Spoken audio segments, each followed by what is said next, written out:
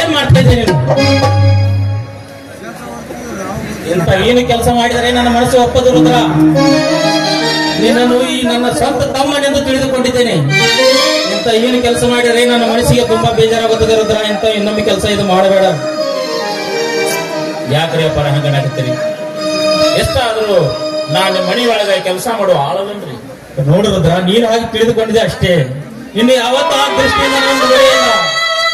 ಯಾಕಂದ್ರೆ ನನ್ನ ಸ್ವಂತ ತಮ್ಮನಾಗಿ ನಿನ್ನನ್ನು ನೋಡಿಕೊಳ್ತಾ ಬಂದಿದ್ದೇನೆ. ಅಷ್ಟು ಅಲ್ಲದೆ 25 ವರ್ಷಗಳಿಂದ ಈ ಮನೆಯಲ್ಲಿ ದುಡಿತಾ ಇದೆಯಾ ನೀನು. ಈ ಮನೆಯ ಕಷ್ಟ ಸುಖದಲ್ಲಿ ನೀನು ಭಾಗಿಯಾಗಿರುವುದರಿಂದ ಈ ಮನೆಯ ಮನಗನೆಂದು ನಿನಗೆ ಭಾವಿಸಿದ್ದೇನೆ ರುದ್ರ. ಇಂಥ ಕೆಲಸ ಮಾಡಬೇಡ ರುದ್ರ, ಮಾಡಬೇಡ. ಅಪಾರ ಅದು ತಮ್ಮ ದೊಡ್ಡ ಗುಣ ರೀ.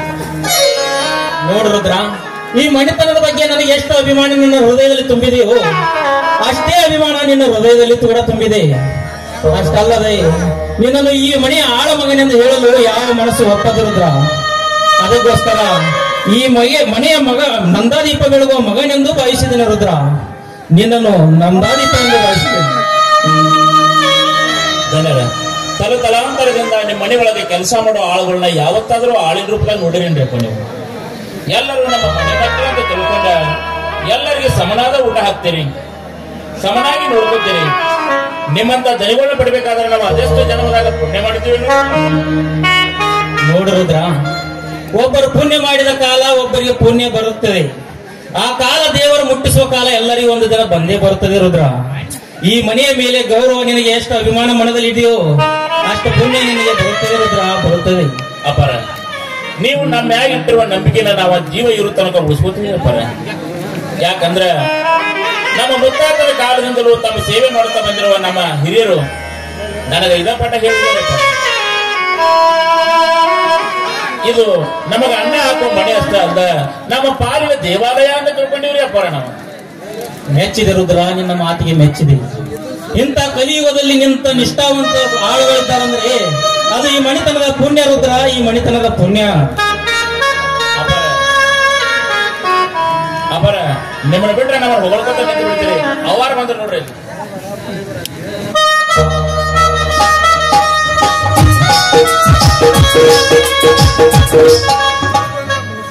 ಯಾವಾಗ ಬಂದ್ಯಪ್ಪ ರುದ್ರಣ್ಣ? ಅವರ ನಿನ್ನ ಹತ್ರನ ಬನ್ರಿ. ಅವರ ಏನ್ ಹೇಳಿದ್ರಿ ಅವರ? ನಿಮ್ ಮಗ ಮಾಂತೇಶನ ಸುದ್ದಿ ಛೇ ಛೇ ಛೇ ಬೆಂಗಳೂರದಾಗ ಬಿಟ್ಟು ಬಾ ಅಂತ ಹೇಳಿದ್ರಿ ನೀವ? ಹೌದು. ಬಿಡಾಕ್ ಹೋದ್ರೆ ಎಲ್ಲೆಲ್ಲಿ ಒಟ್ಟ ನನಗೆ ಬಿಡವಲ್ರಿ, ಅಳಾಕತ್ತ. ಅವನ ರಮಿಸಿ ಬಿಟ್ಟ ಬರ್ಬೇಕಾದ್ರೆ ಸಾಕಾಗಿ ಹೋಯ್ತು ನೋಡ್ರಿ. ಹೆತ್ತವ್ರನ್ನ ಬಿಟ್ಟು ಇರ್ಬೇಕಾದ್ರೆ ಇನ್ನೂ ಸ್ವಲ್ಪ ಬುದ್ಧಿ ಬೆಳಿಬೇಕು. ಯಾಕಂದ್ರೆ ಅವನೊಬ್ಬ ದೊಡ್ಡ ವಿದ್ಯಾವಂತನ ಆಗಬೇಕೆಂಬ ಆಸೆಯಿಂದ ಅವನನ್ನು ಅಲ್ಲಿಗೆ ಕಳಿಸಿಕೊಟ್ಟಿದ್ದೆ. ಅವರ ಖಂಡಿತ ಹಾಕಣ್ರಿ. ಅಪ್ಪರಂಗ ದೊಡ್ಡ ಗುಣ ಹೊಂದಿ ಇಡೀ 40 ಹಳ್ಳಿಗೆ ನ್ಯಾಯ ಮಾಡುವ ಧರ್ಮಾಧಿಕಾರಿ ಆಗಿ ಹಾಕಂಡ್ರಿ ಅವರ. ಅಂತ ಸಂಸ್ಕಾರನ ಐತಿ ನಿಮ್ ಹತ್ರ. ಅವರ ನಿಮಗಿರಾವ ಮಗ ಅಂದ್ರು ಅವ, ಮಗಳಂದ್ರು ಅವ, ಇಡೀ ಆಸ್ತಿಗೆಲ್ಲ ವಾರಸ ಅನ್ನೋದ ಅವ. ಮುಂದೊಂದು ದಿನ ಇಡೀ 40 ಹಳ್ಳಿಯ ಧರ್ಮಾಧಿಕಾರಿ ಆಗೋದ್ರಾಗ ಎರಡು ಮಾತಿಲ್ರಿ ಅವರ.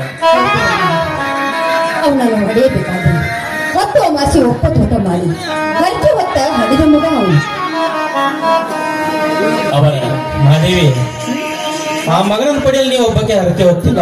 ಮತ್ತೆ ನಮ್ಮ ರುದ್ರ ಕೂಡ ನಿನ್ನ ಉದರದಿಂದ ಒಂದು ಗಂಡು ಮಗ ಹುಟ್ಟಿದರೆ ಊರಿನಲ್ಲಿರುವ ದೇವರಿಗೆ ತುಪ್ಪದ ಅಭಿಷೇಕ ಮಾಡಿದನಂತ ಹರಕೆ ಹೊತ್ತಿದ್ದ. ಹೌದಾ? ಅಷ್ಟೇ ಅಲ್ಲ ಮಹಾದೇವಿ, ಈ ಮನೆಗೋಸ್ಕರ ಏನೇನು ಕಷ್ಟಗಳನ್ನು ಪಡಿತಿದ್ದಾನೆ ಅಂತ ನಿನಗೆ ಗೊತ್ತಿದೆಯಲ್ಲ ರುದ್ರ. ಅಂತ ಮಾನವೀಯತ ಮನುಷ್ಯ ರುದ್ರ. ಅವರ ನಿನ್ನನ್ನು ಏನಂತ ಕರೆಯಬೇಕಪ್ಪ? ವಯಸ್ಸಿನಲ್ಲಿ ಚಿಕ್ಕವನಾದರೂ ನೀತಿಯಲ್ಲೇ ಬಲು ದೊಡ್ಡವನಪ್ಪ ನೀನು. ನಿನಗೂ ಮಕ್ಕಳಿದ್ದಿದ್ದರೆ ಇನ್ನೊಬ್ಬರ ಹಿತವನ್ನು ಬಯಸುವ ನಿನಗೆ ಆ ದೇವರು ಆದಷ್ಟು ಬೇಗ ಒಂದು ಮಗುವನ್ನು ಕೊಟ್ಟು ಪಾಲಿಸಲಿ ಅಂತ ಆ ದೇವರಲ್ಲೇ ನಾನು ಹರಕೆ ಹೋಗುತ್ತಲೇ ಇದ್ದಾನೆ. ಅವರ ಬಂದ ಗಡಬಡಿ ಒಳಗ ವಿಷಯ ಹೇಳೋದನ್ನ ಮರೆತು ಬಿಟ್ಟು ಏನು ರುದ್ರ? ಏನಿಲ್ರಿ ಅಪ್ಪರ, ಈಗ ನನ್ನ ಹೆಂಡತಿ ಗರ್ಭಿಣಿ ಆಗ್ಯಾವ. ಏನು ಇಷ್ಟು ದಿವಸ ನಮಗೆ ಹೇಳೇ ಇಲ್ಲವಲ್ಲ? ಹೌದ್ರಿ, ಕಡ್ಯಾಕ ತವ್ರು ನೀವು ಬಿಡ್ಯಾಳ್ರಿ. ಆದಷ್ಟು ಬೇಗ ನಾನು ಆಕಿ ಊರಿಗೆ ಹೋಗ್ಬೇಕಂತ ಆಸೆ ಮಾಡಕತ್ತೀನಿ. ಹೊಂಟಿರ್ಬೇಕಲ್ಲ, ಏನ್ ಮಾಡ್ತೇ ಹೋಗ್ಲಾರ್ದ? ಅಲ್ಲೂ ಇಷ್ಟು ದಿವಸ ನಮಗೆ ಹೇಳಿದ್ರ ನಾನು ಮಾದೇವಿ ಬಂದು ಶ್ರೀಮಂತ ಕಾರ್ಯ ಮಾಡ್ತಿದ್ವಲ್ವ, ಯಾಕೆ ಹೇಳಿಲ್ಲ ನಮಗೆ? ಅವರ ಅಪರ ಹೇಳ್ಬೇಕಂತ ನನಗೂ ಆಸೆ ರೀ. ಹೇಳಿ ಸ್ವಲ್ಪ ನೋಡೋದ್ರ ಮೆಚ್ಚಿಕೊಳ್ಳುವಂತ ಮಾತಿಗೆ ನಾಚಿಕೆ ಏಕೆ? ಮನೆ ಮುಚ್ಚಿಡ್ಲಾರ ಮನಸ್ಸಿದ್ದವ್ರ ಮುಂದೆ ಬೀಚ್ ಹೇಳೋ ಮಾತಿದು ಯಾಕೆ ನಾಚಿಕೆ ಪಡ್ತಿರೋದ್ರ? ಸಂತೋಷದಿಂದ ಹೇಳ್ಬೇಕು. ಇರ್ಲಿ, ನಿನ್ನ ಮಗ ನಿನ್ನ ಹೆಂಡತಿ ಹೆರಿಗೆ ಆದ ತಕ್ಷಣ ನಿನ್ನ ಮಗ ಮತ್ತೆ ನಿನ್ನ ಹೆಂಡತಿನ ಕರ್ಕೊಂಡು ಬಾ ನಮ್ಮ ಮನೆಗೆ. ನಿನ್ನ ಮಗಗೆ ಒಂದು ಚಿನ್ನದ ಸರವನ್ನು ಹಾಕಿ ನಿಮ್ಮ ಮನೆಗೆ ಕಳಿಸ್ಕೊಡ್ತೇನೆ. ಯಾಕ್ರಿ? ಮಗ ಹುಟ್ಟಿದ್ರೆ ಚಿನ್ನ ಸರ ಹಾಕ್ತೀನಿ ಅಂತ ಹೇಳ್ತೀನಿ, ಅದೇ ಮಗಳು ಹುಟ್ಟಿದ್ರೆ ಏನ್ ಹಾಕ್ತೀರಿ ನೀವು? ಆಗಲ್ಲ ಮಾದೇವಿ, ಅವ್ನು ಹುಟ್ಟೋದ ಗಂಡ ಮಗುನೇ, ಅದಕ್ಕ ನಾನು ರುದ್ರ ಹುಟ್ಟುದು ಹೆಣ್ಣು ಮಗುನೇ. ನೋಡಿ ರುದ್ರ, ಹೆಣ್ಣು ಮಗು ಹಾಕ್ರೆ ನಮ್ಮ ಮನೆಗೆ ಕರೆದುಕೊಂಡು ಬಾ, ನಿನ್ನ ಮಗಳ ಕೊರಳಿಗೆ ಚಿನ್ನದ ಪದಕ ಮಾಡಿ ಹಾಕುತ್ತೇನೆ. ಅವರ ಅಪರ ಎಷ್ಟು ಖುಷಿ ಒಳಗದಿರಿ. ನನ್ನ ಹೆಂಡತಿ ಹೆರಿಗೆ ಸರಿಯಾಗಿ ಆಗಲ್ರಿ, ಆಮ್ಯಾಗ ಇಬ್ಬರು ಕರ್ಕೊಂಡಾಗಿ ಮನೆಗೆ ಬರ್ತೀನಿ. ನೀವು ಖುಷಿಲಿ ಏನ್ ಹಾಕಿದ್ರು ನನಗೆ ಸಂತೋಷ. ದೇವರು ಒಳ್ಳೆಯದು ಮಾಡಿ.